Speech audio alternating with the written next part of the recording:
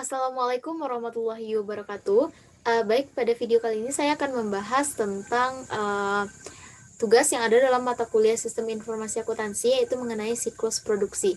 Sebelumnya perkenalkan dulu, nama saya Zulfa Fajriani, NIM 19053101 dari Prodi Pendidikan Ekonomi Konsentrasi Akuntansi.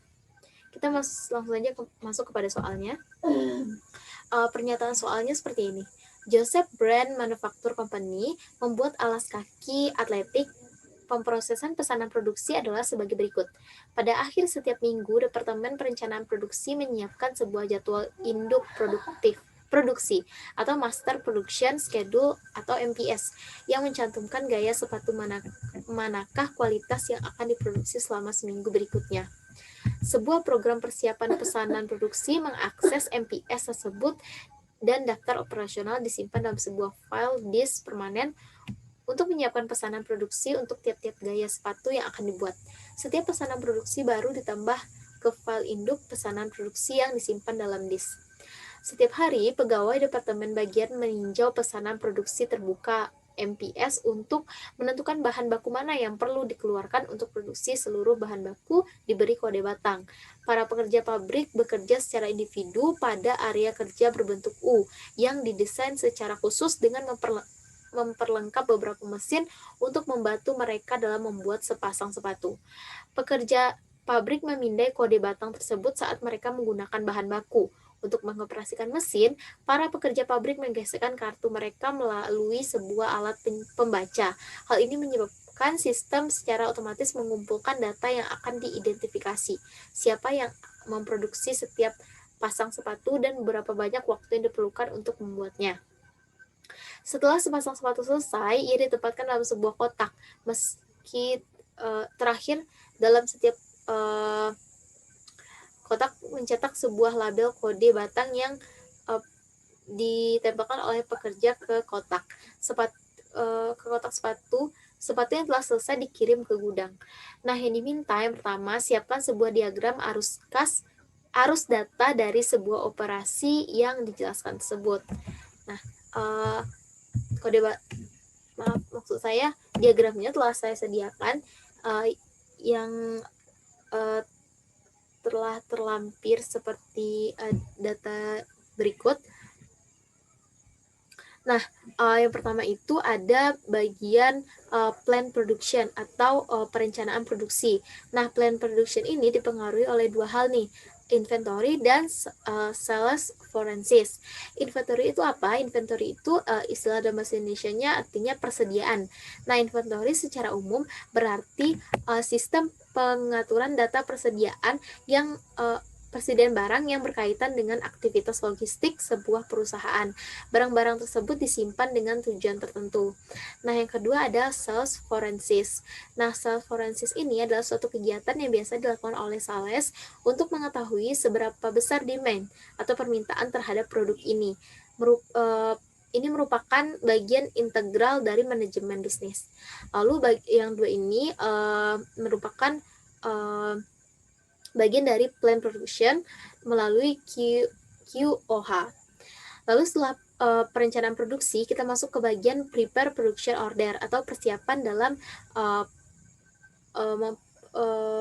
memproduksi orderan melalui MPS. Nah, apa itu MPS? MPS ini adalah kependekan dari Master Production Schedule.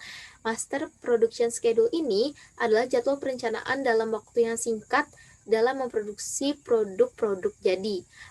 MPS ini berisi tentang jadwal produksi, produk yang akan dibuat, banyak biaya yang akan digunakan, bahan dan alat yang digunakan, dan lain sebagainya. Lalu, prepare production order ini juga dipengaruhi oleh operation list dan bill of material.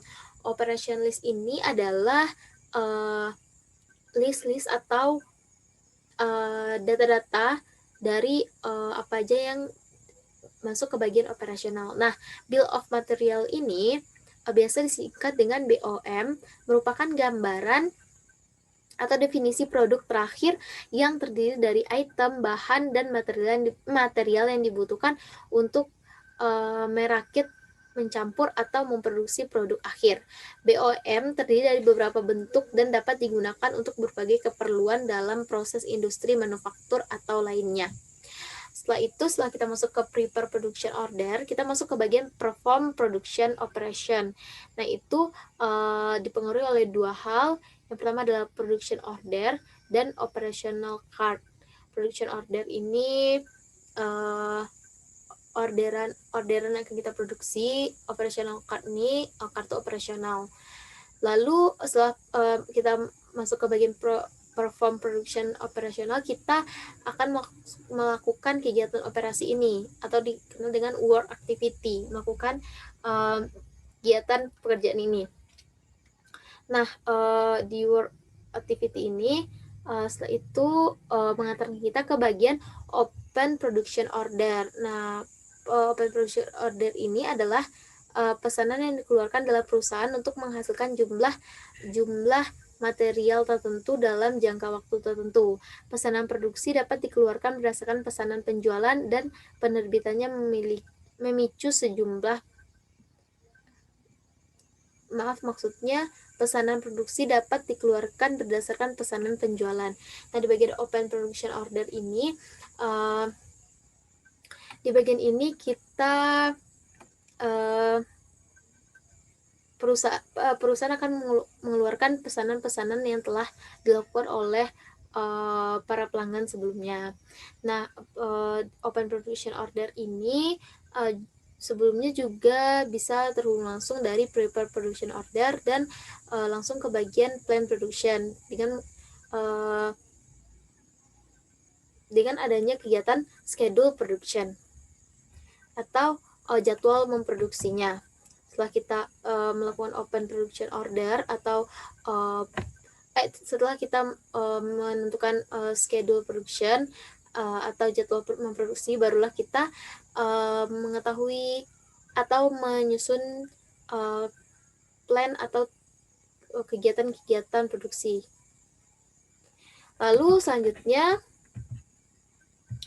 yang nomor 2 atau yang B itu prosedur pengendalian apa yang harus dimasukkan ke dalam sistem. Nah, dari soal atau ilustrasi yang telah saya baca tadi, ada beberapa yang pengendalian harus dimasukkan. Yang pertama adalah kontrol akses.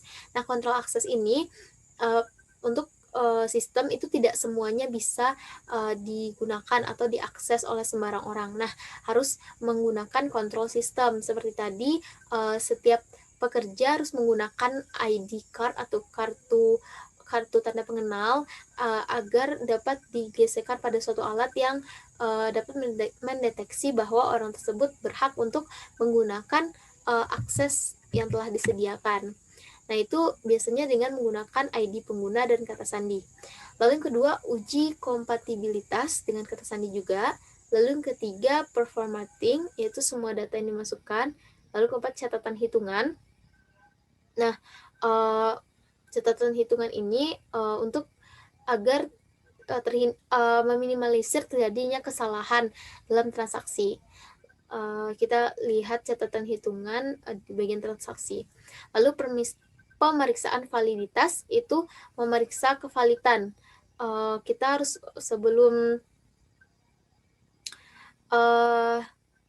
semua sistem-sistem kita itu harus kita lihat kevalidannya. Contohnya dalam produksi sepatu atau sendal tadi itu harus melihat kode-kode produknya apakah telah valid dan sesuai dengan data yang telah dibuat.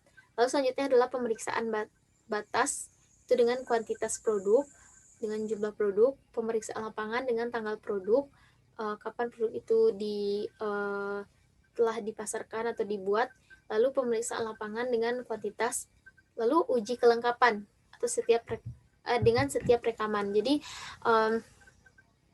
apapun kegiatan operasi yang kita lakukan itu harus dicatat atau direkam. Jadi nanti bisa diuji kelengkapannya, apakah telah lengkap sesuai persyaratan yang ada atau prosedur atau SOP yang ada. Lalu selanjutnya adalah perpustakaan file dengan mencatat file master, label eksternal dengan file master juga, lalu label header dengan file master juga.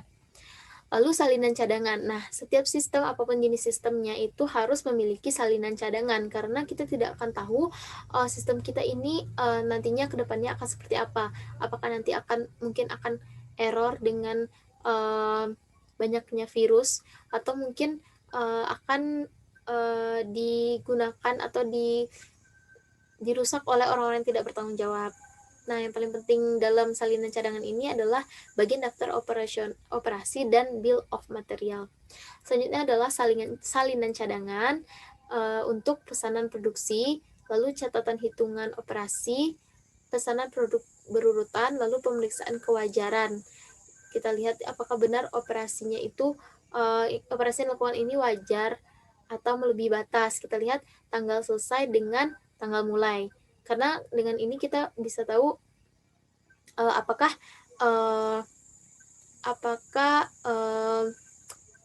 rencana kita di awal untuk memproduksi barang ini dalam jangka waktu tentu bisa tercapai dengan kita melihat kapan tanggal dimulai dan kapan tanggal selesainya. Lalu cek validitas, cek kevalitan dengan nomor karyawan juga, lalu uji kewajaran dengan melihat waktu yang telah berlalu. Baik, sekian penyampaian jawaban dari tugas sistem informasi akuntansi saya pada video kali ini. Mohon maaf jika banyak terjadi kesalahan. Terima kasih. Wassalamualaikum warahmatullahi wabarakatuh.